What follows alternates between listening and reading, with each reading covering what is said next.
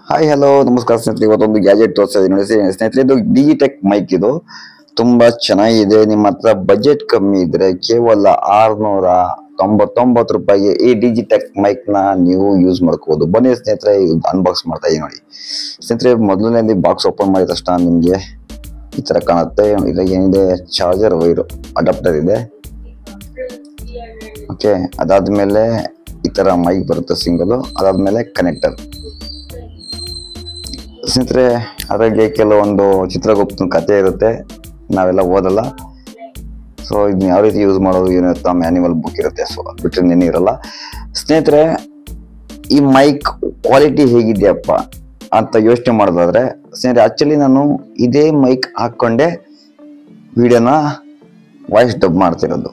Okay, ಇದೇ mic ನ use ಮಾಡ್ಕೊಂಡೆ ನಾ ವಾಯ್ಸ್ ಡಬ್ ಮಾಡ್ತಾ ಇದ್ದೀನಿ. ನೋಡ್ಕೊಳ್ಳಿ, ನಿಮಗೆ ವಾಯ್ಸ್ ಕ್ಲಿಯಾರಿಟಿ ಹೇಗಿದೆ ಅಂತ ನಿಮ್ಗೆ ಗೊತ್ತಾಗುತ್ತೆ ಸ್ನೇಹಿತರೆ. ನಾಯ್ಸ್ ಆಗಿರಲಿ ಪ್ರತಿಯೊಂದು, ಆಕ್ಚುಲಿ ಮನೆ ಕೂತ್ಕೊಂಡು ಫ್ಯಾನ್ ಹಾಕೊಂಡು ವಾಯ್ಸ್ ರೆಕಾರ್ಡ್ ಮಾಡ್ತಿರೋದು.